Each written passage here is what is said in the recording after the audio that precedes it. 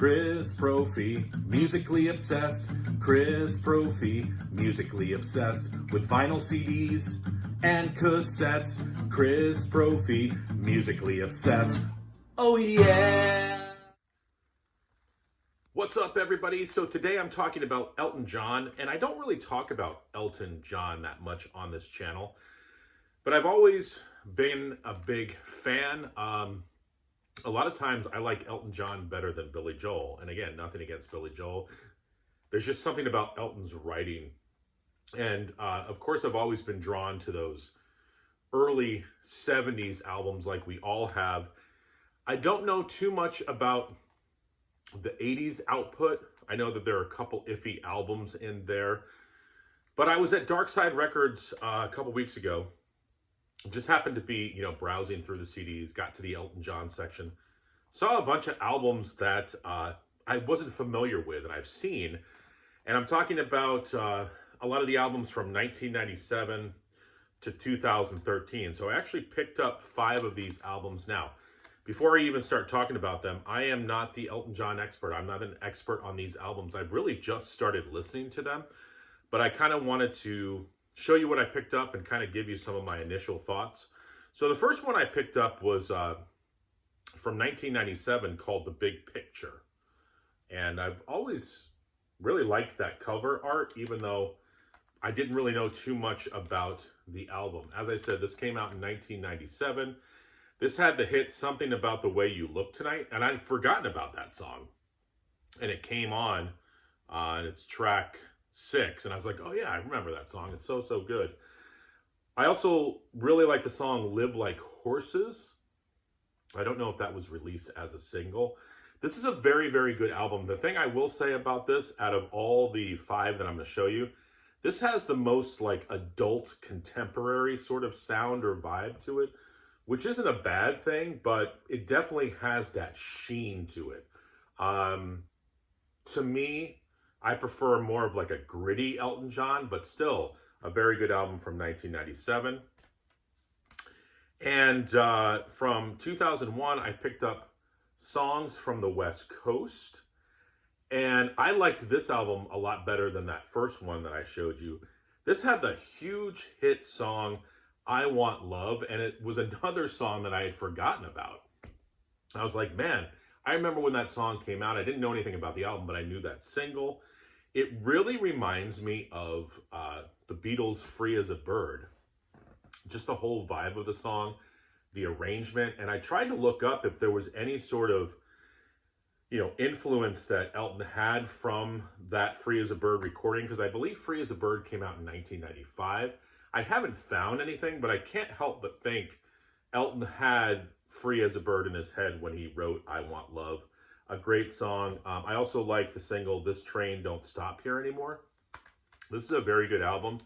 I want to show you this too. The CD is very cool because talk about fold-outs on this. Check the fold-outs on this. This thing is like a huge picture of Elton at I'm assuming a diner. But I love the packaging and, happy to pick that up. I also picked up from 2004, Peachtree Road. And listening to this the first time, it didn't grab me like the other 2. I've listened to it a couple more times and I like it more and more that I listen to it. But it's funny, I looked it up and I guess the public kind of shares my opinion too. It only reached number 17 in US when it was released, and it only reached number 21 in the UK. I don't know how it's aged for Elton fans. And that's what's kind of interesting about these albums, is not knowing them going into them. Like many of us, the first time you hear something, you're like, yeah, it's all right. The more we listen to it, it grows on us. So who knows? Maybe this album will be one of my favorites as I go on. 2006. The Captain and the Kid. This was his 28th album, second autobiographical album, and it follows 1975's Captain Fantastic and the Brown Dirt Cowboy, which I really like. And, basically teamed up again with Bernie Taupin, the lyricist. And as I said, an autobiographical album. So I think what happens is it picks up where Brown Dirt Cowboy left off and follows through, to present time, well, present being 2006 at the time.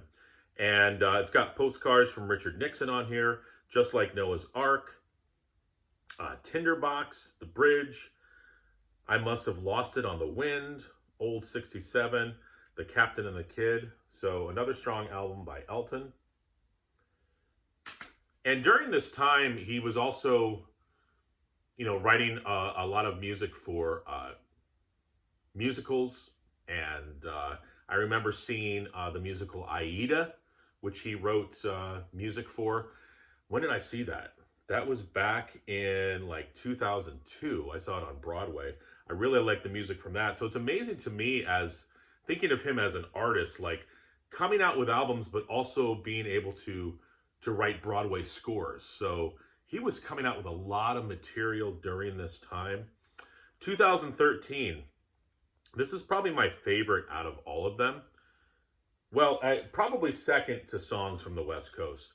2013's The Diving Board. This is produced by T-Boone is produced by T-Bone Burnett. And it was a return to form for Elton. T-Bone wanted to say, hey, let's get back to that piano, bass, drum sound, that sort of edginess that we all, or at least I, know and love from Elton. And I was talking to a viewer of mine, and I showed him that I bought this album, and he's like, listen to the song Can't Stay Alone Tonight. So I listened to it, and that's probably my favorite song on the album, Can't Stay Alone Tonight. And I love the production, and it definitely is a return to form for any Elton John fan. So that's what I picked up.